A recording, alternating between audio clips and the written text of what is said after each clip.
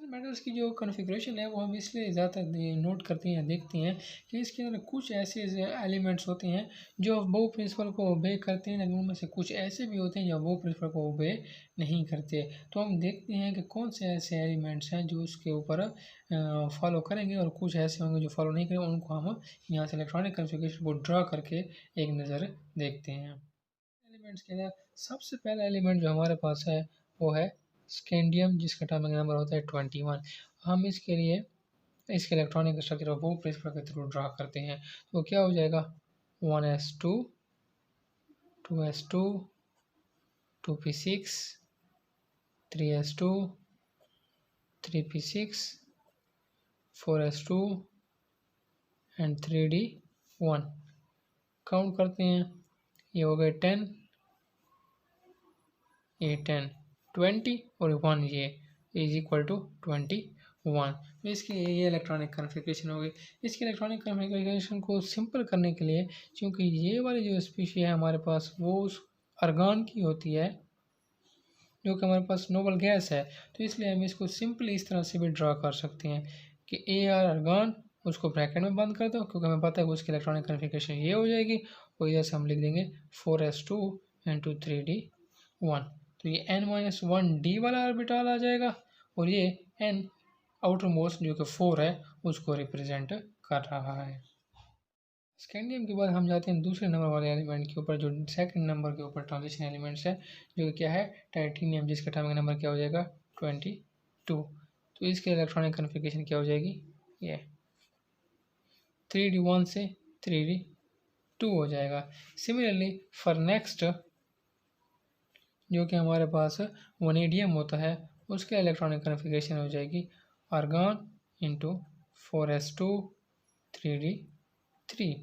अब हम जाते हैं नेक्स्ट जो कि हमारा है क्रोमियम Cr24। इसकी इलेक्ट्रॉनिक कॉन्फ़िगरेशन हो जाएगी आर्गन 4s2 3d4।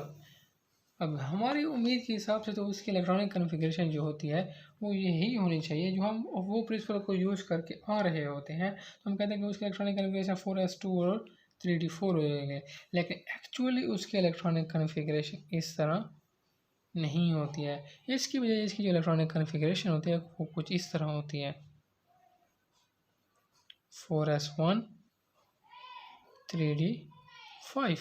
वो क्या है कि यहाँ पे जो s का जो एक इलेक्ट्रॉन होता है वो जंप करके आ जाता है d वाले में। तो जैसे कि हमने पीछे थ्योरी हम पढ़ चुके हैं, उन थ्योरीज के हिसाब से हमें पता है कि सबसे स्टेबल जो ऑर्बिटल होता है वो फुल फील्ड वाला होता है, उसके बाद हाफ फील्ड और हाफ फील्ड के बाद पार्शियल फील्ड। अगर हम यहाँ पे नोट करें तो ये हमारे पास एक फुल फील्ड है, ये हमारे पास फुल है, लेकिन ये हमारे पास पार्शियली फील्ड है। लेकिन अगर इस साइड पे हम नज़र डालें तो ये भी हमारे पास हाफ फील्ड है और ये भी हमारे पास हाफ फील्ड है। तो दो हाफ फील्ड की जो एनर्जी और स्टेबिलिटी होती है वो ज़्यादा बेहतर होती है बनिस्बत एक फुल के और एक पार्शियली।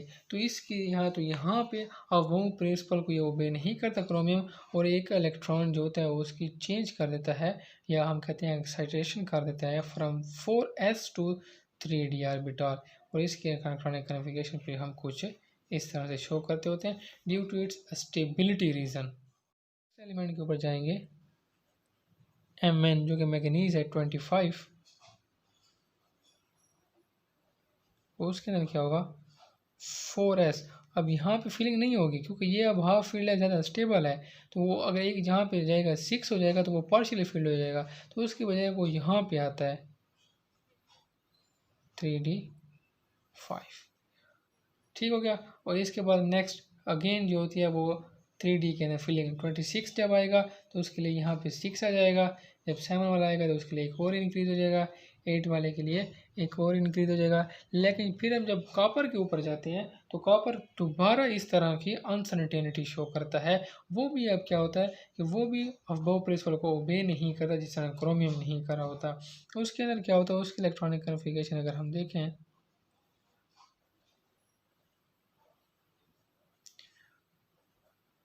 4s2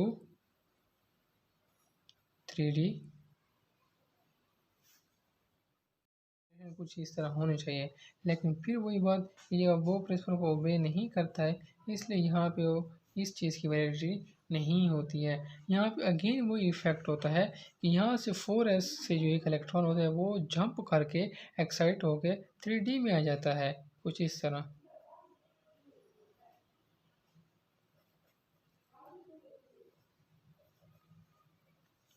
अब इस फुल फील्ड की एनर्जी इसकी 4s की फुल फील्ड से ज़्यादा होती है, इसलिए यहाँ पे वो एक्साइट होकर ये आ जाता है और ये ज़्यादा स्टेबलाइज हो जाता है। और सिमिलरली ये हाफ फील्ड है तो ये भी ज़्यादा अच्छा है।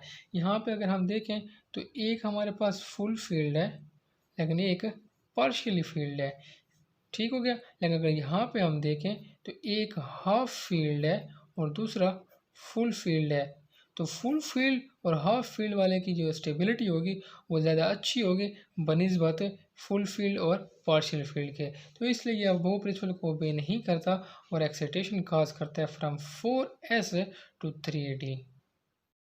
अब इस 3d सीरीज के लास्ट एलिमेंट के ऊपर जाएंगे जो कि जिंक होता है।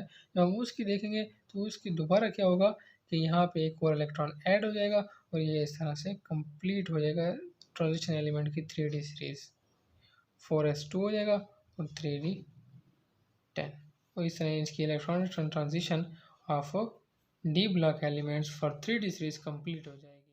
क्वेश्चन क्या है 3d सीरीज के लिए। अगर हम देखना चाहें कि 4d सीरीज या 5d सीरीज के अंदर क्या उसके सारे एलिमेंट और वो प्रिंसिपल को ओबे करते हैं या उनमें भी कोई अनसर्टेनिटी या चेंजेस आते हैं, तो हाँ बिल्कुल।